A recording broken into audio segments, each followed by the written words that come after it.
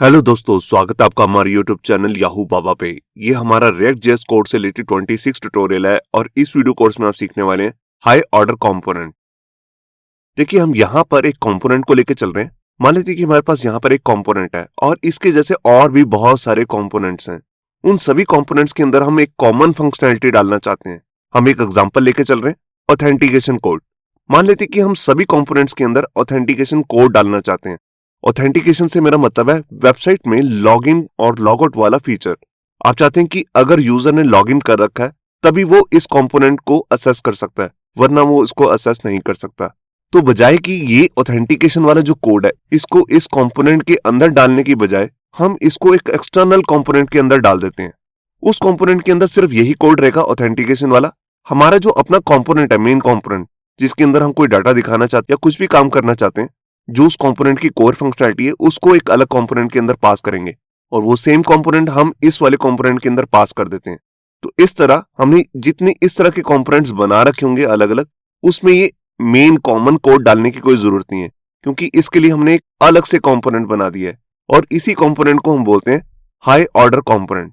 High order component की एक main functionality होती है कि हम इसमें कंपोनेंट पास करते हैं। देखिए, ये फंक्शन की तरह ही काम करता है। हमारा कंपोनेंट जो बाहर वाला कंपोनेंट होगा, जिसको हम कह रहे हैं हाई ऑर्डर कंपोनेंट, इसमें जब भी हम पास करेंगे तो एक कंपोनेंट ही पास करेंगे एज ए इनपुट, और ये रिटर्न में हमारे को एक इनहांस्ड कंपोनेंट रिटर्न करता है। मतलब कि जो हमने कंपोनेंट इसके अंदर पास किया है, ये पूरा हाई ऑर्डर कंपोनेंट हमारे को उसमें एक्स्ट्रा फीचर्स ऐड करके रिटर्न कर देता है। यही होता है हमारा हाई ऑर्डर कंपोनेंट। आइए बात करते हैं कि इसको हम कहां कहां यूज कर सकते हैं। देखिए, जब भी हमने रीयूजिंग लॉजिक्स का यूज करना है, जैसे मैंने अभी आपको दिखाया कि हम यहाँ पर ऑथेंटिकेशन का कोड लगाने हैं और यही सेम कोड हम मल्टीपल कंपोनेंट्स के अंदर डालना चाहते हैं, तब हम इस तरह का हाई ऑर्डर कंपोनेंट बनाते हैं, क्योंकि बार बार हमें ये कोड नहीं करना पड़ेगा। ये कोड हम एक मेन कंपोनेंट के अंदर डाल देते हैं और जब भी वेरिफिकेशन करनी होगी तो हम अपना मेन कंपोनेंट उसके अंदर पास कर देंगे। दूसरा इसका यूज किया जाता है जब भी हमने कोई एक्स्ट्रा फीचर ऐड करने हैं। देखिए, आपका एक मेन कंपोनेंट है, जो उसका मेन काम है वो तो वो कर ही रहा होगा। हम उसमें कुछ एक्स्ट्रा फीचर्स ऐड करना चाहते हैं, जैसे मैंने यहाँ पर एग्जांपल लिया ऑथेंटिकेशन कोड का। जरूरी नहीं है यहाँ पर आपको ऑथेंटिकेशन ही करनी है, आप यहाँ पर कहीं और भी फीचर्स ऐड कर सकते हैं, जिसके एग्जांपल्स मैं अभी आपको शो करूंगा। और मेन और लास्ट यूजेस का, जो मैंने आपको सबसे पहले पॉइंट में बताया है, रीयूजिंग लॉजिक। अब देखिए, अगर आपने मेन कोड जो है आपका, जिसको आपको बार बार यूज करना है, तो उसी को अपने मेन कंपोनेंट जो आपने बनाया है उससे रैप कर देते हैं। अब जैसा कि मैंने आपको बताया कि हाई ऑर्डर कंपोनेंट की हेल्प से आप कुछ एक्स्ट्रा फीचर्स ऐड कर सकते हो अपने कंपोनेंट के अंदर। तो उसके कुछ एग्जांपल्स मैं आपको यहाँ पर बता रहा हूँ। सबसे पहला और मेन एग्जांपल है यहाँ पर ऑथेंटिकेशन का। जैसे कि मैंने आपको यहाँ पर बताया कि अगर आप लॉगिन और लॉगआउट लगाना चाहते हैं तो आप उसका मेन कोड एक मेन कंपोनेंट के अंदर कर देंगे, जिसको हम कहते हैं HOC, हाई ऑर्डर कंपोनेंट। और वही कंपोनेंट आपकी ऑथेंटिकेशन चेक करके आपको मेन कंपोनेंट जिसको आप असेस करना चाहते हैं उसको असेस करने देगा। इसी की हेल्प से हम प्रोटेक्टेड राउट्स भी बना सकते हैं। देखिए, राउट्स क्या होते हैं, वो होता है यूआरएल, वेबसाइट के एक पेज का यूआरएल। अगर आप चाहते हैं कि पूरा का पूरा उस पेज को ही आप असेस ना कर पाए, तब भी आप इस तरह के हाई ऑर्डर कंपोनेंट्स का यूज कर सकते हैं। इसी से मिलता जुलता एक एग्जांपल है यहाँ पर रोल बेस्ड असेस कंट्रोल। देखिए, आपने ऑथेंटिकेशन तो लगा दी है, मगर हर ऑथेंटिकेटेड यूजर आप नहीं चाहते कंपोनेंट को असेस कर पाए। मान लेते हैं कि आपके यूजर्स अलग अलग टाइप के हैं, कोई एडमिन है, कोई एडिटर है, कोई नॉर्मल यूजर है। तो आप चाहते हैं कि स्पेसिफिक यूजर ही, जैसे मान लेते हैं एडिटर नाम का कोई यूजर है, सिर्फ वही कंपोनेंट को असेस कर पाए। तो हम क्या करेंगे, रोल बेस्ड असेस कंट्रोल बना सकते हैं। थर्ड एग्जांपल है यहाँ पर यूआई लेआउट रैपर्स। देखिए, मेनली हम क्या करते हैं, जो हमारा मेन कंपोनेंट होता है उसके डिजाइन के फीचर्स, जो उसकी HTML CSS वगैरह है, वो सब कुछ एक कंपोनेंट के अंदर नहीं डालते। जो उसकी मेन स्टाइलिंग का काम होता है वो एक मेन रैपर कंपोनेंट के अंदर डाल देते हैं, जिसको हम HOC बोलते हैं। तो इसी के लिए HOC बहुत ज्यादा यूज भी होता है। इसका फोर्थ एग्जांपल है यहाँ पर एरर बाउंड्रीज। देखिए, जब भी हम अपना कोड करते हैं तो वहां पर एरर हैंडलिंग का यूज करते हैं, जैसे कि हम एडवांस जावास्क्रिप्ट में भी कर चुके हैं। अगर आपने हमारा Node.js का कोर्स किया तो वहां पर भी हमने एरर हैंडलिंग करी है। तो मेन जो एरर हैंडलिंग का काम होता है वो हम हाई ऑर्डर कंपोनेंट के अंदर पास कर देते हैं। तो अगर आपके मेन कंपोनेंट के अंदर कभी कोई भी एरर आता है तो उस एरर के मैसेज को कैसे शो करना है, वो सारा काम हमने हाई ऑर्डर कंपोनेंट में किया होता है। इसका एक फिफ्थ एग्जांपल है यहाँ पर लॉगिन और एनालिटिक्स का। देखिए, आजकल जितनी भी वेबसाइट्स बनती हैं उसमें कंपनीज चाहती हैं कि हमारी वेबसाइट को कब कब किसने लॉगिन किया और उसने कौन कौन से पेज को असेस किए, ये सब देखना चाहती हैं। तो उसके लिए यूजर ने किस किस पेज को असेस किया है उसी को हम कहते हैं लॉगिंग। और यहाँ पर एनालिटिक्स, अगर आप देखना चाहते हैं वो कितनी देर पेज पर रुका है और उसने क्या क्या काम किए, तो ये सब कोड भी हम HOC के अंदर पास कर सकते हैं। और ये एक कॉमन कोड रहेगा, तो आपके अलग अलग पेजेस के लिए कॉमन कोड ही यूज हो जाएगा, जिसको हम बोल रहे हैं HOC। 6 एग्जाम्पल है यहाँ पर रैपिंग कंपोनेंट विद प्रोवाइडर्स। देखिए आपका एक कंपोनेंट है जिसके अंदर आप कोई डाटा शो करना चाहते हैं और उसके लिए APIs का यूज होता है। तो आप चाहते हैं कि जो आपका मेन कंपोनेंट है वहीं से डाटा फैच होके जो भी मेन कॉमन कोड होता है फैच API से रिलेटेड, वो सारा आप HOC कंपोनेंट के अंदर डाल देंगे। बस आपका मेन कंपोनेंट जो होगा वो सिर्फ आपके डाटा को डिस्प्ले करेगा, जैसे कि हम पिछली वीडियो में भी कवर कर चुके हैं कस्टम हुक में। तो कस्टम हुक में भी यही काम हमने सीखा था कि हम कैसे एक कॉमन कंपोनेंट बनाकर उसमें डाटा को फैच कर रहे थे। कुछ वैसे ही काम हम इधर भी कर सकते हैं। मगर यहाँ पर एक चीज मैं आपको पहले ही बताना चाहता हूँ, अगर आप इन दोनों को कंपेयर करेंगे HOC को और जो हमने पिछली वीडियो में टॉपिक कवर किए कस्टम हुक, तो कस्टम हुक जो है वो इस टाइम पे ज्यादातर डेवलपर्स यूज करते हैं बजाय कि हाई ऑर्डर कंपोनेंट के, खास तौर से जब भी आप डाटा को फैच कर रहे हैं। इसका लास्ट एक एग्जांपल मैं आपको बता रहा हूँ, मैनेजिंग कंपोनेंट रेंडरिंग कंडीशंस।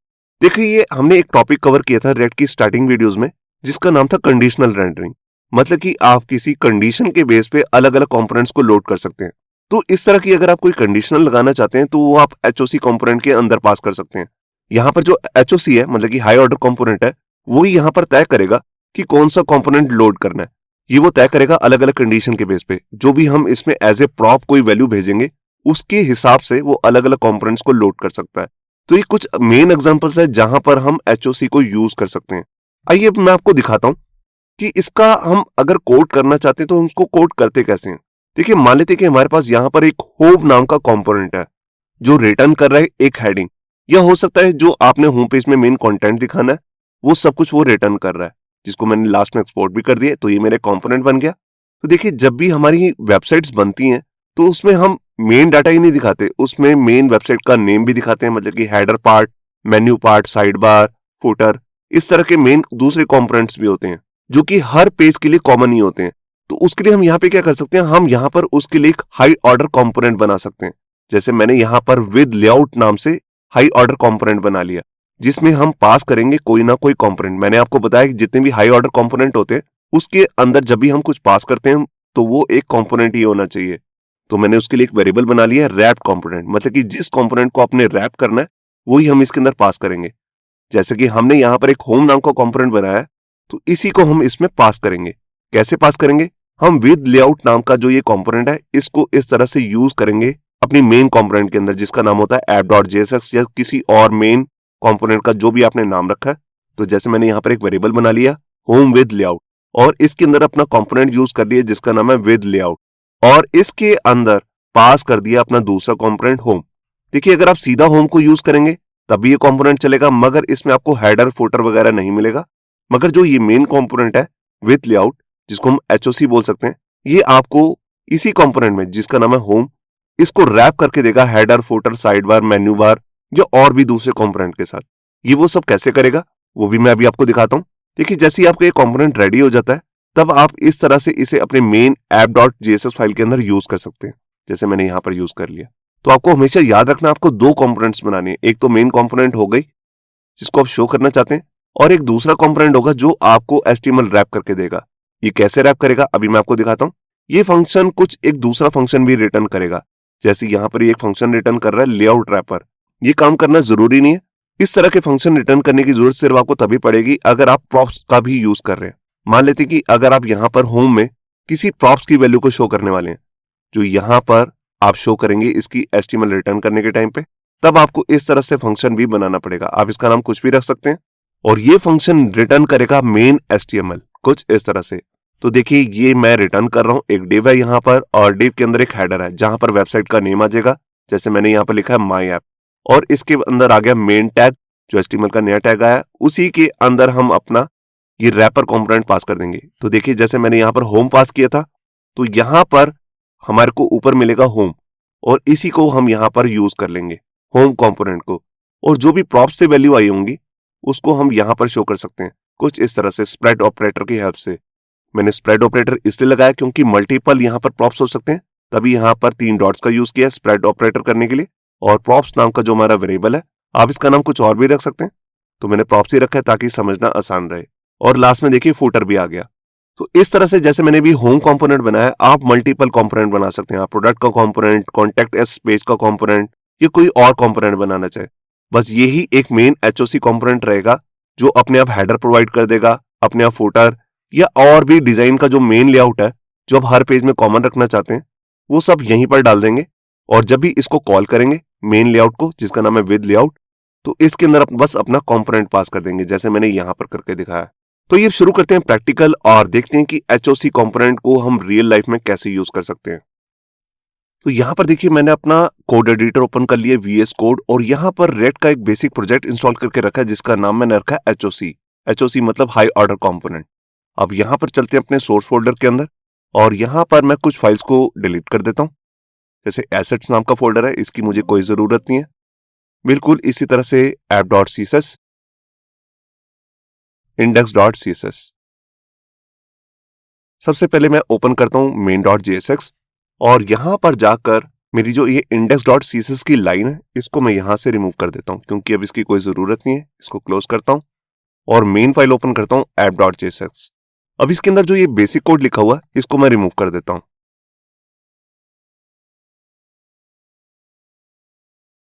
ये देखिए ये है हमारा मेन ऐप कंपोनेंट जो रिटर्न करेगा कुछ HTML। अभी हम उसका काम बाद में करेंगे। तो यहां पर मैं क्या करता हूं, सबसे पहले मैं आपको एक बेसिक एग्जांपल दिखाता हूं। तो उसके लिए मैं क्या करता हूं, यहां पर मैं एक नया कंपोनेंट बना रहा हूं जिसका नाम मैं रखने वाला हूं ग्रीटिंग। ये देखिए, तो इसका मैं बेसिक कोड लिख लेता हूं। ये देखिए यहां पर ये मैंने कंपोनेंट बना लिया। ये ऊपर वाली लाइन की कोई जरूरत नहीं है, इसको मैं रिमूव कर देता हूं। ये ग्रीटिंग कंपोनेंट है जो रिटर्न करेगा एक डिव को। मैं डिव नहीं लेता यहां पर, मैं यहां पर ले लेता हूं एक हेडिंग और इसमें लिख देता हूं हेलो। अब देखिए ये जो मैं यहां पर हेलो प्रिंट कर रहा हूं, मैं चाहता हूं कि जिस भी यूजर ने यहां पर मान लेते हैं हमारी वेबसाइट पे लॉगिन किया है कुछ भी, तो उसका नाम मेरे को यहां पे शो करना है। तो उसका नेम मेरे को कहां से मिलेगा, ऊपर प्रॉप से। तो यहां पर मैं प्रॉप बना लेता हूं एक नेम नाम से। प्रॉप मतलब प्रॉपर्टीज, और यहां पर इसको शो कर देता हूं नेम। तो नॉर्मल जैसे हम जावास्क्रिप्ट में फंक्शन बनाते हैं, ये बिल्कुल वैसा फंक्शन हमारा रेडी हो चुका है जिसको मैंने लास्ट में यहां पर एक्सपोर्ट भी कर दिया। तो ये बन गया हमारा कंप्लीट कंपोनेंट। अब नॉर्मली इसको हम पिछली वीडियोस में देख चुके हैं, इसको हम यूज कैसे कर सकते हैं। तो यहां पर मैं आपको इसको यूज करके दिखाता हूं। ये देखिए यहां पर मैंने इसे एज ए टैग यूज कर लिया। जैसे मैंने इसको लिखा तो ऊपर ये लाइन अपने आप इंपोर्ट हो चुकी है। अगर आपके केस में ऐसे नहीं हो रही है तो आप इसे मैनुअली लिख कर भी कर सकते हैं। तो यहां पर मैंने फाइल को सेव किया। अब मैं अपने इस रेड के प्रोजेक्ट को रन करके दिखाता हूं। तो मैंने यहां पर टर्मिनल ओपन कर ली, इसको फुल स्क्रीन किया और यहां पर अपनी कमांड लिख ली npm run dev। ये देखिए प्रोजेक्ट रन हो चुका है। मैं इस पे कंट्रोल के साथ क्लिक करता हूं। ये देखिए यहां पर मैं ब्राउजर में आया। अब देखिए यहां पर सिर्फ हेलो आ रहा है, कोई यूजर का नेम नहीं आ रहा क्योंकि मैंने यहां पर प्रॉप पास नहीं किया है।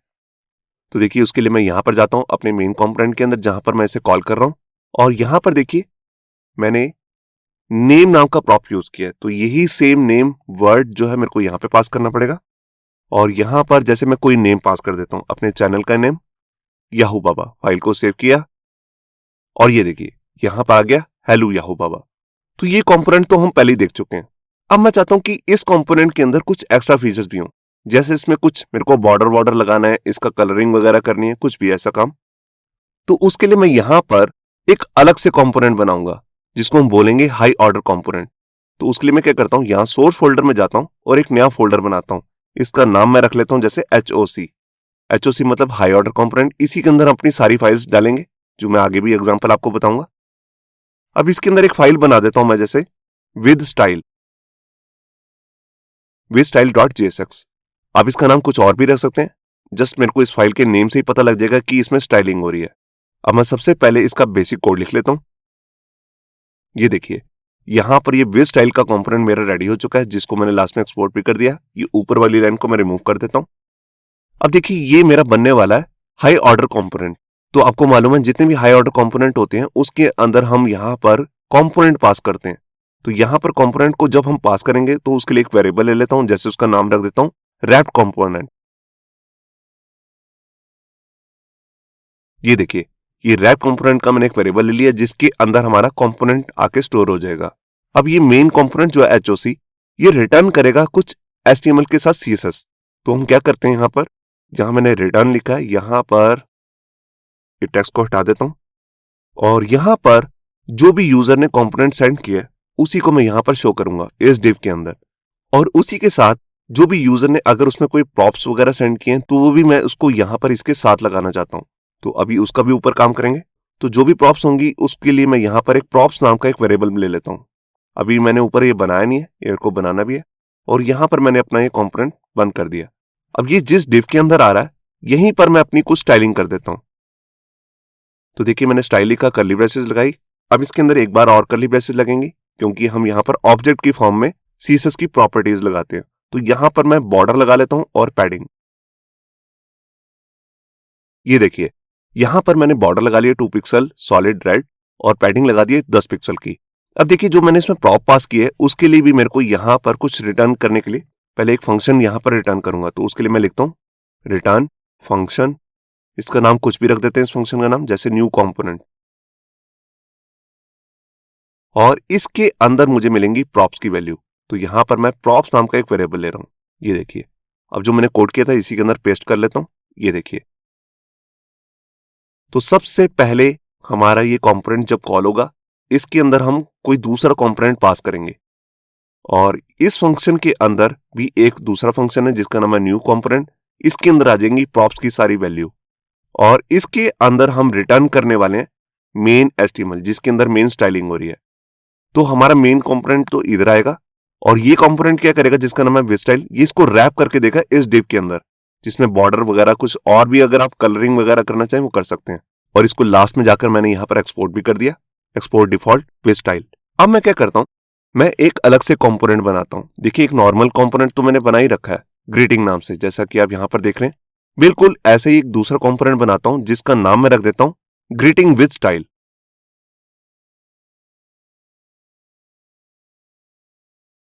ये देखिए greeting with style dot JSX ये मेरा कंपोनेंट है। इसके अंदर मैं क्या करने वाला हूं, मैं यहां पर ग्रीटिंग को और जो हमने ये दूसरा हाई ऑर्डर कंपोनेंट बनाया है विद स्टाइल इसको मैं इंपोर्ट करूंगा। ये देखिए यहां पर मैंने विद स्टाइल नाम का जो हमारा हाई ऑर्डर कंपोनेंट है उसको यूज कर लिया। यहां पर देखिए पाथ भी आ रहा है एचओसी फोल्डर के अंदर विद स्टाइल, और यहां पर मैंने ग्रीटिंग कंपोनेंट को भी यहां पर इंपोर्ट कर लिया। अब यहां पर मैं एक मेन फंक्शन बनाने वाला हूं, उसका नाम यही रखता हूं जिसका नाम हमने फाइल का नाम रखा है ग्रीटिंग विद स्टाइल, और इसके अंदर मैं कॉल करूंगा अपना हाई ऑर्डर कंपोनेंट। ये देखिए अब आपको मालूम है कि हाई ऑर्डर जो कंपोनेंट होता है उसके अंदर कोई ना कोई मुझे कंपोनेंट पास करना होता है। जैसे कि हम यहां पर देख भी रहे हैं, यहां पर हम कोई कंपोनेंट पास करेंगे। तो कंपोनेंट कौन सा है जिसका नाम है ग्रीटिंग, तो उसी को मैं यहां से सेंड कर दूंगा। ये देखिए यहां पर कॉन्स्ट लिखना था। ये देखिए अब इसके बाद मैं क्या करता हूं, जो मेरा ये कंपोनेंट बन के आया इसको मैं यहां पर एक्सपोर्ट भी कर देता हूं। ये देखिए export default greeting with style. तो ये मेरे दो कंपोनेंट्स तो रेडी हो चुके हैं, एक तो है ग्रीटिंग, ये विदाउट स्टाइल है, और ये होगा विद स्टाइल क्योंकि हम इसमें हाई ऑर्डर कंपोनेंट यूज कर रहे हैं जो यही कंपोनेंट को स्टाइल के साथ दिखाएगा। तो इसको मैं कैसे यूज करूंगा, देखिए मैंने इसको ऑलरेडी एक्सपोर्ट कर लिया है। अब मैं यहां पर जाता हूं ऐप डॉट मेन कंपोनेंट में, और ये देखिए मैंने यहां पर ग्रीटिंग विद स्टाइल को यहां पर इंपोर्ट कर लिया।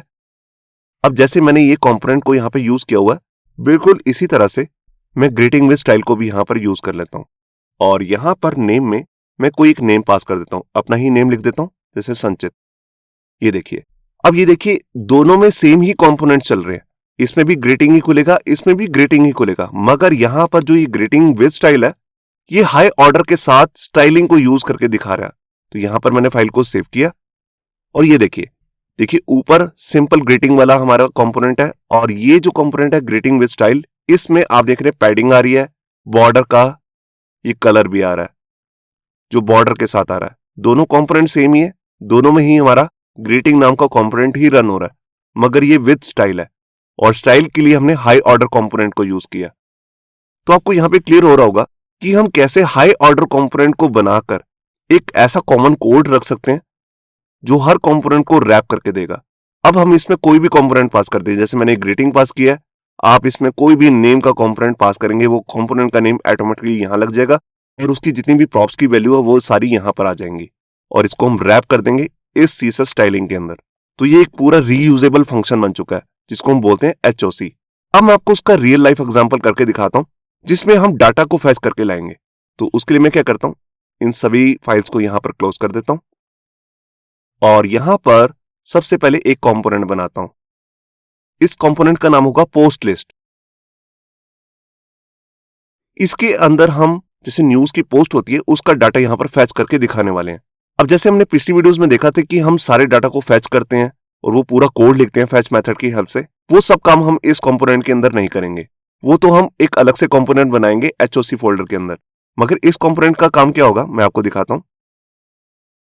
यहां मैंने बेसिक कोड लिख दिया, इसका नाम है मेरे कंपोनेंट का पोस्ट लिस्ट। मैं ऊपर से लाइन डिलीट कर देता हूं। ये रिटर्न क्या करेगा, ये एक अनऑर्डर लिस्ट को रिटर्न करेगा और हर लिस्ट को हम यहां पर न्यूज का टाइटल दिखाने वाले हैं, मतलब कि न्यूज की जो मेन हेडिंग होती है उसको शो करने वाले हैं। तो उसके लिए मैं यहां पर मैप लूप चला लेता हूं। मगर मैप लूप किसका चलाना है, देखिए जो मेरे को यहां से डाटा मिलेगा। तो यहां से मैं डाटा नाम का एक वेरिएबल यूज करूंगा जिसके अंदर मेन डाटा आएगा और ये डाटा कौन देगा, हाई ऑर्डर कंपोनेंट। तो उसी का मैं यहां पर लूप चला लेता हूं, मैप लूप। ये देखिए यहां पर मैंने डाटा का मैप लूप चलाया। डाटा क्या है, बहुत सारी वैल्यूज हो सकती हैं, बहुत सारी न्यूज, तो एरे ऑफ ऑब्जेक्ट बनेगा वो, उसी के लिए मैंने मैप लूप चलाया। अब जब जब लूप चलेगा तो यहां पर पोस्ट नाम के इस वेरिएबल के अंदर हम वैल्यूज पास करते जा रहे हैं। ये सब हम पिछली वीडियोस में देख चुके हैं। तो इसके अंदर आपको मालूम है मैप जब भी हम लूप चलाते हैं रेक्ट के अंदर तो यहां पर हमारे को की नाम का एट्रीब्यूट लेना जरूरी होता है, जिससे इस लूप को यह पता लग जाता है कि हर वैल्यू की एक यूनिक आइडेंटिटी है। तो यूनिक क्या है, इसमें आईडी, हर न्यूज का एक यूनिक आईडी होगा, उसको मैंने यहाँ पे पास कर दिया। और जो भी न्यूज का टाइटल होगा, जो हेडिंग होगी, वो मैंने यहां पर पास कर दिया और इसको लास्ट मैंने एक्सपोर्ट भी कर दिया। तो ये मेरा कंपोनेंट रेडी हो चुका है। अब इसमें कौन सा डाटा शो करना है उसके लिए हम एक हाई ऑर्डर कंपोनेंट बनाएंगे। तो उसका नाम मैं यहां पर रख देता हूं विद डाटा। ये देखिए इसका मैं बेसिक कोड लिख लेता हूं। ये देखिए हमारा कंपोनेंट रेडी हो चुका है। अब यहां पर मुझे इंपोर्ट क्या करना है, यहां पर मैं डाटा को फैच करने के लिए दो हुक्स का यूज करने वाला हूं, यूज स्टेट का और यूज इफेक्ट का। ये देखिए यूज स्टेट की हेल्प से हम एक स्टेट वेरिएबल बनाएंगे और यूज इफेक्ट हमारा काम में आएगा डाटा को फैच करने के लिए। अब देखिए जो हमारे ये हाई ऑर्डर कंपोनेंट है, आपको मालूम है कि इसके अंदर हमारे को दूसरे कंपोनेंट का नेम पास करना होता है। तो उसके लिए जैसे हमने पहले बनाया था, तो यहां पर भी एक वेरिएबल ले लेता हूं जिसके अंदर हम कंपोनेंट को स्टोर करेंगे। इसका नाम भी रख देता हूं रैप्ड कंपोनेंट। इसी के साथ जहां से डाटा फैच करके लाना है, मतलब कि मेन यूरल से, वो यूरल भी यूजर ही देगा इसको। तो उसके लिए भी मैंने सेकंड यहां पर पैरामीटर पास कर दिया यूरल। आप नाम कुछ और भी रख सकते हैं। इसको मैं कट करता हूं। अब यहां पर आपको जैसे हम पहले भी देख चुके हैं, हम यहां पर एक फंक्शन रिटर्न करेंगे। ये देखिए इस फंक्शन का नाम मैंने रख दिया इनहांस कंपोनेंट। मतलब कि जब भी हम इसे कॉल करेंगे ये रिटर्न करेगा एक इनहांस कंपोनेंट और इसी कंपोनेंट के अंदर हम अपना मेन कोड करने वाले हैं। तो यहां पर मैं क्या करता हूं, सबसे पहले एक स्टेट वेरिएबल बना लेता हूं जिसके अंदर हम डाटा स्टोर करने वाले हैं। ये देखिए यहां पर मैंने डाटा नाम से एक स्टेट वेरिएबल बना लिया है जो यूज स्टेट को यूज कर रहा है और इसका सेटर फंक्शन बना लिया सेट डाटा और यहां पर एम्प्टी एरे पास कर दिया, मतलब कि इसके अंदर एरे की फॉर्म में डाटा स्टोर होने वाला है। अब इसके बाद हम अपना बना लेते हैं यूज इफेक्ट फंक्शन। ये देखिए ये हमारा यूज इफेक्ट फंक्शन है। इसका यूज आपको मालूम है, जब हमारे पूरा कंपोनेंट रेंडर कर देगा HTML उसके बाद ये रन होता है। तो इसी के अंदर हम डाटा को फैच करने वाले हैं। ये सब हम अपनी पिछली वीडियोस में कवर कर चुके हैं। तो यहां पर मैं फैच मेथड को यूज कर लेता हूं और जो भी यूरल यूजर ने यहां से सेंड किया है इसी को मैं यहां पर शो करने वाला हूं, मतलब कि जहां से डाटा को फैच करके लाना है। तो इसके लिए आपको मालूम है जब भी हम फैच मेथड चलाते हैं तो इसके साथ हम यूज कर सकते हैं देन मेथड। तो उसको मैं नेक्स्ट लाइन में लिख लेता हूं। तो इसके अंदर हम एक फंक्शन बनाते हैं एरो फंक्शन, जिसके अंदर आएगा रिजल्ट। रिजल्ट के लिए मैं RES लिख रहा हूं। अब रिजल्ट में से मेरे को निकालना है सिर्फ जेसन का डाटा। ये देखिए अब जो भी डाटा यहां पर निकल के आया है उसको मैं इस डाटा नाम के वेरिएबल के अंदर सेट करना चाहता हूं। तो उसके लिए मैं क्या करूंगा, यहां पर फिर से लगाता हूं देन। अब जो भी यहां पर ये फंक्शन रिटर्न करेगा जेसन का डाटा, वो डाटा नाम के इस वेरिएबल के अंदर स्टोर हो जाएगा। यहां पर भी मैं एरो फंक्शन बना रहा हूं और यहां पर ये डाटा मैं सेट डाटा के अंदर पास कर दूंगा, जो सेटर फंक्शन है। आपको मालूम है कि हम डाटा के अंदर डायरेक्टली डाटा पास नहीं कर सकते, उसी के लिए मैंने यहां पर लिया है सेट डाटा। जो इसकी ओल्ड वैल्यूज होंगी, मान लेते हैं कि इसके अंदर पहले से अगर कोई वैल्यूज पड़ी हुई हैं तो वो यहां पर आ जाएंगी और सेट डाटा उसके अंदर नई वैल्यू सेट कर देगा। ये देखिए तो ये काम मेरा हो चुका है। अब ये यूज इफेक्ट मेरे को सिर्फ एक ही बार चलाना है, तो यहां पर इसका सेकंड पैरामीटर देना पड़ेगा एम्प्टी एरे। इसका मतलब जब ये कंपोनेंट फर्स्ट टाइम लोड होगा सिर्फ ये यूज इफेक्ट एक ही बार लोड होगा, बार बार नहीं चलेगा। और ये जो मेरा मेन कंपोनेंट है जिसका नाम है वेट डाटा, ये रिटर्न क्या करने वाला है, ये वही कंपोनेंट रिटर्न करने वाला जो यूजर ने सेंड किया है। तो उसी के साथ हम यहाँ पर इसको कॉल कर लेते हैं और इसमें डाटा नाम का एट्रीब्यूट ले लेते हैं। जैसे कि मैंने अभी आपको दिखाया, जैसे हमारा कंपोनेंट था, इसको डाटा चाहिए, तो यही डाटा हम यहां से सेंड करेंगे HOC कंपोनेंट से, जो हमारा हाई ऑर्डर कंपोनेंट बना है वेट डाटा। और इसको डाटा कहां से मिल रहा है, इस वाले वेरिएबल से जिसके अंदर हमने डाटा फैच करके डाल दिया ऑलरेडी। यहां पर देख सकते हैं आप, इसी को मैंने यहां से सेंड कर दिया। अब ये मेरा हाई ऑर्डर कंपोनेंट बन चुका है जो API से डाटा को फैच करेगा। ये कॉमन कोड बन चुका है, जैसे हमने पिछली वीडियो में किया था कस्टम हुक, वहां पर भी हमने कुछ इसी तरीके का कोड किया था। तो ये भी उसी तरीके का एक फंक्शन बन चुका है। अब हम इसमें कोई भी डाटा कभी भी फैच कर सकते हैं। हम इसके अंदर जस्ट एक कंपोनेंट का नेम पास करेंगे और यूरल पास करेंगे। ये पूरा कंपोनेंट जो है हमारे को एक कंपोनेंट रिटर्न करेगा विद डाटा। तो ये हमारा हाई ऑर्डर कंपोनेंट बन चुका है। अब मेरे को इस कंपोनेंट के अंदर पास करना है पोस्ट लिस्ट को। कैसे करेंगे, उसके लिए मैं एक अलग से कंपोनेंट बना लेता हूं। इसका नाम मैं जैसे रख देता हूं पोस्ट लिस्ट विद डाटा। देखिए पहले सिंपल था पोस्ट लिस्ट, अब ये जो मेरा कंपोनेंट है पोस्ट लिस्ट विद डाटा, ये आपको डाटा भी प्रोवाइड करेगा। तो हम बेसिकली इसी कंपोनेंट का यूज करेंगे, मगर इसके साथ यहां पर डाटा को फैच करने के लिए उसकी यूरल API भी यहां पर सेंड करेंगे। तो वो कैसे करेंगे, सबसे पहले मैं इन दोनों फाइल्स को यहां पर इंक्लूड कर लेता हूं। कौन कौन सी फाइल्स हैं यहां पर, पोस्ट लिस्ट और विद डाटा। ये देखिए मैंने यहां पर विद डाटा जो हमारा हाई ऑर्डर कंपोनेंट है उसको भी यहां पर इंक्लूड कर लिया, और जो हमारा दूसरा कंपोनेंट है पोस्ट लिस्ट, इसको भी यहां पर इंक्लूड कर लिया। अब इसके बाद मैं यहां पे क्या करता हूं, यहां पर जो मेरी फाइल का नेम है इसी नाम से एक वेरिएबल बना लेता हूं जो कि एक फंक्शन की तरह काम करेगा, और इसके अंदर हम ये हाई ऑर्डर कंपोनेंट को कॉल करेंगे जिसका नाम है विद डाटा। ये देखिए, और आपको मालूम है जब भी हम हाई ऑर्डर कंपोनेंट को कॉल करते हैं तो इसके अंदर पास करते हैं अपना एक कंपोनेंट। तो हमारा कंपोनेंट है पोस्ट लिस्ट।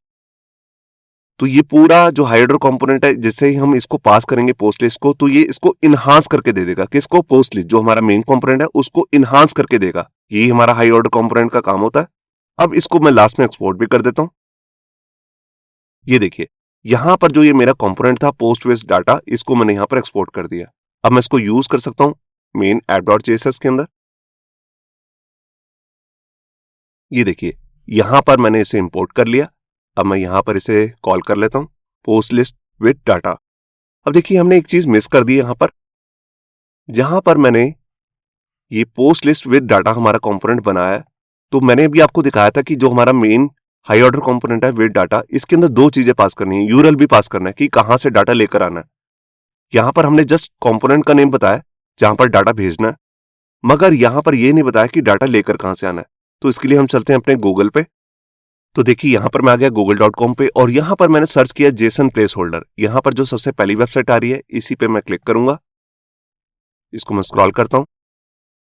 यहां पर देखिए फैच का कोड लिखा हुआ कि कैसे डाटा फैच करते हैं। तो हमें कुछ इसी तरह का यूरल चाहिए जो हमारे को नीचे से मिलेगा। ये देखिए यहां पर रिसोर्सेज नाम की जो हेडिंग है, इसके अंदर कहीं अलग अलग APIs के यूरल है। हमें यहां पर चाहिए पोस्ट का डाटा, जहां पर 100 पोस्ट का डाटा है। तो मैं इस पर क्लिक करता हूं, और ये देखिए यहां पर आप देख रहे हैं कि मल्टीपल पोस्ट आ चुकी हैं। किस यूजर ने इसे लिखा है, इस पोस्ट का ID क्या है, इसका टाइटल क्या है, और बॉडी में मतलब कि मेन न्यूज का डाटा क्या है वो यहां पर आ रहा है। ये जस्ट टेस्टिंग के लिए, तो इसका मेन यूरल है ये वाला। मैं इसको कॉपी कर लेता हूं और यहां पर आकर मैं कोट्स लगाता हूं और इसके अंदर अपना ये पेस्ट कर देता हूं। ये देखिए तो ये आ गया हमारा मेन यूरल। तो इसके अंदर जो हमारा मेन हाई ऑर्डर कंपोनेंट है, इसके अंदर मैंने दो चीजें पास की हैं, अपने कंपोनेंट का नेम और साथ में यूरल कि कहां से डाटा फैच करके लाना है। तो आप देख रहे हैं कि यहां पर कितना कम कोड करना पड़ रहा है, और जो डाटा को फैच करने का मेन काम है वो हमने पास कर दिया विद डाटा नाम के हाई ऑर्डर कंपोनेंट में। तो ये सारा कॉम्प्लेक्स कोड एक ही फाइल के अंदर रहेगा। अब हम इस तरह की मल्टीपल फाइल्स बना सकते हैं। तो देखिए मैं यहां पर आया अपने ब्राउजर में, और आप यहां पर देख रहे हैं यहां पर 100 पोस्ट का डाटा आ चुका है। ये सारा अनऑर्डर लिस्ट के अंदर आ रहा है। आप देख रहे हैं ये टोटल 100 पोस्ट है जो सारी की सारी यहां से आ रही हैं, इस वाले यूरल से। आप देख सकते हैं कि यहां पर टाइटल था पहले संट अंट, जो भी यहां लिखा हुआ है वही सेम वर्ड यहां पर लिखा हुआ है। ये एक डमी लैंग्वेज है, इसका कोई मतलब नहीं होता। तो आपने देखा कि कैसे हमने डाटा को फैच करने के लिए अपना हाई ऑर्डर कंपोनेंट बनाया है, और इसका यूज हम बार बार कर सकते हैं। जब भी हम इसे कॉल करेंगे तो हमें सिर्फ दो ही चीजें सेंड करनी है, अपने कंपोनेंट का नेम जहां पर डाटा शो करना है, और कहां से डाटा लेकर आना है। जो हमारा फैच API का यूरल होगा वो हम यहां से सेंड करेंगे, जो ऑटोमेटिकली यहां पर आकर लग जाएगा। अब इसके बाद मैं आपको एक लास्ट एग्जांपल करके दिखा रहा हूं जिसमें हम यूज करेंगे ऑथेंटिकेशन। हम प्रॉपर ऑथेंटिकेशन तो नहीं यहां पर लगाने वाला, क्योंकि अभी हमने डाटाबेस का कोई काम करना सीखा नहीं है। तो जस्ट मैं आपको यहां पे बता रहा हूं कि कैसे हम हाई ऑर्डर कंपोनेंट बनाकर ऑथेंटिकेशन कर सकते हैं। तो उसके लिए मैं क्या करता हूं, सबसे पहले ये सारी फाइल्स को यहां पर क्लोज कर देता हूं और यहां पर एक हाई ऑर्डर कंपोनेंट बनाता हूं सबसे पहले, जिसका नाम मैं रखने वाला हूं विद आउट। यहां बेसिक कोड लिख लेता हूं। ये देखिए, यहां पर ऊपर से ये रेक्ट वाली लाइन हटा देता हूं। अब यहां पर आपको मालूम है जब हम हाई ऑर्डर कंपोनेंट बनाते हैं तो यहां पर पास करते हैं अपने कंपोनेंट का नेम। तो उसके लिए मैं यहां पर एक वेरिएबल ले लेता हूं, रैप कंपोनेंट। मैं हमेशा यही नाम यूज कर रहा हूं, आप कोई और नाम रखना चाहें वो भी रख सकते हैं। तो यहां पर मैं क्या करता हूं, इसको मैं कट कर लेता हूं और यहां पर सबसे पहले एक फंक्शन को मैं यहां रिटर्न करूंगा जिसमें प्रॉप्स वगैरह भी साइन कर सकते हैं। ये देखिए, यहां पर मैंने एक फंक्शन बना लिया प्रोटेक्टेड नाम से, और यहां पर प्रॉप्स जो यूजर ने सेंड किए होंगे वो यहां पर हमारे को मिलेंगे, जिसको आगे हम यहां पर जब भी कंपोनेंट को रिटर्न करेंगे तो इन्हीं प्रॉप्स के साथ सेंड करेंगे। अब यहां पर हम अपना बेसिक कोड लिखते हैं। तो अभी तो हम यहां पर कोई ऑथेंटिकेशन प्रॉपर तो मैं नहीं लगा रहा हूं, मगर उसका कोड हम इसी कंपोनेंट के अंदर पास करेंगे जो हम अपनी वेबसाइट पे लगाएंगे। अभी के लिए मैं यहां पे क्या करता हूं, एक वेरिएबल बना लेता हूं,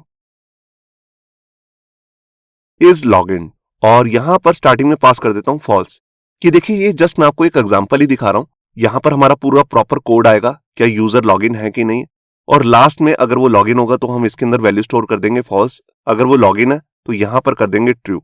तो अभी तो जस्ट मैंने यहां पर सिंपल सीधा ही लिख दिया है, मगर आगे आने वाली वीडियोस में जब हम प्रोजेक्ट की वीडियोस बनाएंगे तो वहां पर हम फेच एपीआई की हेल्प से यहां पर यूजर से लॉगिन करवाएंगे फॉर्म का यूज करके, और उसके बाद तय करेंगे क्या वो लॉगिन है कि नहीं है। तो यहां पर हम स्टोर कराएंगे ट्रू या फॉल्स। अभी देखिए, अगर यूजर लॉग आउट है तो इसका मतलब है फॉल्स। तो यहां पर मैं सबसे पहले एक कंडीशन लगा लेता हूं। तो मैंने यहां पर चेक किया इज लॉगिन। अगर यूजर लॉगिन नहीं है तब क्या करना है, तब यहां पर ये जो मेरा कंपोनेंट है ये रिटर्न करेगा एक हेडिंग को, एक S3 ले लेते हैं। ये देखिए देखिए, अगर यूजर लॉगिन नहीं है तब ये कंपोनेंट रिटर्न कर देगा एक message, please login to continue. हम रियल लाइफ में यहां पे क्या कर सकते हैं, उसको उस पेज पे लेके जा सकते हैं जहां पर यूजर लॉगिन करेगा। बेसिकली क्या होगा, यूजर यहां से कंपोनेंट की रिक्वेस्ट करेगा कि मुझे देखना है, तो यहां से हम सेंड करेंगे, हम चेक करेंगे क्या यूजर लॉगिन है कि नहीं। अगर वो लॉगिन नहीं है तो हम उसको लॉगिन वाले पेज पे ले जाएंगे पहले। अभी तो जस्ट मैं यहां पर मैसेज ही शो कर रहा हूं, और मान लेते हैं कि अगर यूजर लॉगिन है, इस लॉगिन की वैल्यू अगर ट्रू है, तब यहां पे क्या होगा, हम उसको उस कंपोनेंट पे ले जाएंगे जहां उसने रिक्वेस्ट किए जाने की। उसका नाम हम यहां पर रखेंगे रैप कंपोनेंट में, और जो भी यूजर ने प्रॉप सेंड की होंगी उसको भी हम यहां पर एज ए स्प्रेड ऑपरेटर यहां पर यूज कर सकते हैं। ये देखिए, तो ये बन गया मेरा एक हाई ऑर्डर कंपोनेंट जो चेक करेगा क्या यूजर लॉगिन है कि नहीं। अभी तो जस्ट मैंने यहां पर स्टैटिक ही लिख दिया, मगर जब हम प्रोजेक्ट्स बनाएंगे तब मैं आपको दिखाऊंगा कि इसको हम पहले लॉगिन करके चेक करेंगे क्या यूजर लॉगिन है कि नहीं, तब इसके अंदर ट्रू या फॉल्स सेट करेंगे। अभी मैंने मैनुअली लिख दिया। सबसे पहले ये चेक होगा क्या यूजर लॉगिन नहीं है, अगर नहीं है तो आगे का काम तो करना ही नहीं है, उसको सीधा एक मैसेज शो कर देना है। रियल लाइफ में हम उसको लॉगिन के पेज पे ले जाएंगे, अगर वो लॉगिन है तो उसने जिस कंपोनेंट की रिक्वेस्ट की है वो हम उसको शो कर देंगे। तो ये काम हो चुका है। अब हम यहां पर एक बेसिक कंपोनेंट बना लेते हैं जिसका नाम होगा डैशबोर्ड। देखिए, हम मान के चल रहे हैं यहां पर जब यूजर लॉगिन होगा तो वो सबसे पहला जो पेज देख पाएगा उसका नाम होगा डैशबोर्ड। एडमिन को लॉगिन करने के बाद डैशबोर्ड का उसको पेज दिखेगा। तो यहां पर मैंने बेसिक कोड लिख लिया, ऊपर वाली लाइन को मैं रिमूव कर देता हूं। ये हमारा कंपोनेंट है जो रिटर्न करेगा एक मैसेज, जैसे यहां पर लिख देता हूं वेलकम टू डैशबोर्ड। ये देखिए, रियल लाइफ में तो हम डैशबोर्ड में जो हमने कंपोनेंट्स दूसरे दिखाने हैं अंदर पेज को खोलने के बाद वो करेंगे, मगर अभी के लिए जस्ट मैं यहां पर एक मैसेज शो कर रहा हूं। इसको मैंने लास्ट में एक्सपोर्ट भी कर लिया। अब मैं क्या करता हूं, जैसे कि अभी हम कर रहे थे, मैं अलग से एक कंपोनेंट बना रहा था, जैसे मैंने ये बनाया था या पोस्ट लिस्ट विद डाटा बनाया था, अलग से एक फाइल बनाई थी। तो अब मैं जो हमारा ये विद ऑथेंटिकेशन वाला कोड है उसको असेस सीधा ऐप के अंदर करके दिखाता हूं यहीं पर। तो वो कैसे करेंगे, तो सबसे पहले मैं डैशबोर्ड और ये जो हमारा हाई ऑर्डर कंपोनेंट है दोनों को यहां पर इंपोर्ट कर लेता हूं। ये देखिए, मैंने यहां पर डैशबोर्ड को भी इंपोर्ट कर लिया और विद ऑथ जो हमारा हाई ऑर्डर कंपोनेंट है उसको भी यहां पर इंपोर्ट कर लिया। अब यहां पर मैं एक फंक्शन बनाता हूं जो एक तरीके का कंपोनेंट का काम करेगा। इसका नाम मैं रख देता हूं प्रोटेक्टेड डैशबोर्ड, और इसके अंदर मैं अपना हाई ऑर्डर कंपोनेंट को यूज करूंगा। ये देखिए, अब आपको मालूम है जब भी हम हाई ऑर्डर कंपोनेंट को कॉल करते हैं तो इसमें पास करते हैं एक कंपोनेंट को, और हमारा कंपोनेंट कौन सा है? डैशबोर्ड। अब यूजर डैशबोर्ड को देखना चाहता है तो हम उसको चेक करने के लिए भेज रहे हैं हाई ऑर्डर कंपोनेंट में जिसका नाम है विदऑथ। ये चेक करेगा क्या यूजर लॉगिन है कि नहीं। अगर लॉगिन है तभी इसको देख सकेगा, वरना नहीं देख सकेगा। तो इस तरह से हम अपने जितने भी राउट्स होते हैं, ये हमारा पूरे कंपोनेंट बन गया, पूरे एक पेज ही बन गया, तो उसको हम इस तरह से प्रोटेक्ट कर सकते हैं हाई ऑर्डर कंपोनेंट बनाकर। ये हम आगे आने वाली वीडियोस में डिटेल में करेंगे जब हम प्रोजेक्ट बनाएंगे। अब मेरा ये काम तो हो चुका है, अब मैं इसको जो हमारा ये कंपोनेंट बना है जिसका नाम है प्रोटेक्टेड डैशबोर्ड, इसको यहां पर इंक्लूड भी कर लेता हूं। ये देखिए, तो यहां पर मैं इसे कॉल कर रहा हूं और ये इसके अंदर हम हाई ऑर्डर कंपोनेंट यूज कर रहे हैं, उसके अंदर पास कर दिया डैशबोर्ड को। देखिए अगर यूजर लॉगिन होगा तब हम इसे देख पाएंगे। तो अभी तो यूजर लॉगिन नहीं है क्योंकि यहां पर वैल्यू आ रही है फॉल्स। तो अभी हम पहले चेक करते हैं ब्राउजर में। देखिए सबसे नीचे यहां पर मैसेज आ रहा है please log in to continue. मैं बेसिकली इस मैसेज को ऊपर कर लेता हूं ताकि आपके लिए समझना आसान रहे। तो ये वाली लाइन को मैं ऊपर कर लेता हूं। ये देखिए मैंने इसको यहां पर 3rd नंबर पे कर दिया, फाइल को सेव किया। ये देखिए यहां पर आ रहा है please log in to continue, क्योंकि यूजर लॉगिन ही नहीं है। और जब वो यूजर लॉगिन हो जाएगा तब हम यहां पर वैल्यू पास कर देंगे ट्रू। तो इस कंडीशन को तो ये बाहर निकल जाएगा और यहां पर आ जाएगा जब ये रिटर्न करेगा हमारा कंपोनेंट जो हमने पास किया होगा। जैसे डैशबोर्ड को पास किया तो डैशबोर्ड यहां से दिखने लगेगा विद प्रॉप्स। ये देखिए यहां पर मैसेज आ गया वेलकम टू डैशबोर्ड। जब लॉगिन नहीं था तब यहां पे मैसेज आ रहा था प्लीज कंटिन्यू विद लॉगिन, इस तरह का मैसेज। अब आ रहा है वेलकम टू डैशबोर्ड। तो आप देख रहे हैं कि इस कंपोनेंट को यूजर तभी असेस कर सकता है अगर वो लॉगिन है, और ये चेक करने का काम कौन कर रहा है? हमारा ये हाई ऑर्डर कंपोनेंट। अभी तो जस्ट मैंने यहां पर सिंपल एक सीधा ही लिख दिए इज ट्रू या फॉल्स, मगर रियल लाइफ में हम यहां पर पहले जो यूजर ने यूजर नेम और पासवर्ड डाला है उससे चेक करेंगे क्या यूजर लॉगिन है कि नहीं। उसके हिसाब से यहां पर ट्रू या फॉल्स सेट करेंगे। तो इस तरह से लॉगिन करने के बाद जितने भी पेजेस होंगे उसको हम विद आउट के साथ ही शो करेंगे, जैसे हम यहां पर कर रहे हैं। तो ये हमारा बन गया प्रोटेक्टेड राउट। इसको आगे आने वाली वीडियोस में हम डिटेल में करेंगे जहां पर मैं आपको प्रोटेक्टेड राउट्स को और डिटेल में बताऊंगा, मगर वो होता काम इसी तरीके से ही है। तो ये था हमारा इस वीडियो का कोड जिसके अंदर हमने 3 अलग अलग एग्जांपल्स किए, डाटा को फैच करके या ऑथेंटिकेशन का कोड करके। ये सभी कोड आपको हमारी गिटहब की रिपोजिटरी से मिल जाएंगे जिसका लिंक भी नीचे डिस्क्रिप्शन में। होप सो आपको हमारा ये वीडियो ट्यूटोरियल अच्छा लगा होगा। अगर अच्छा लगा है तो वीडियो को प्लीज लाइक करना मत भूलिए। अगर आप ऐसी रेगुलर अपडेट्स चाहते हैं तो हमारे चैनल याहू बाबा को सब्सक्राइब करना मत भूलिए।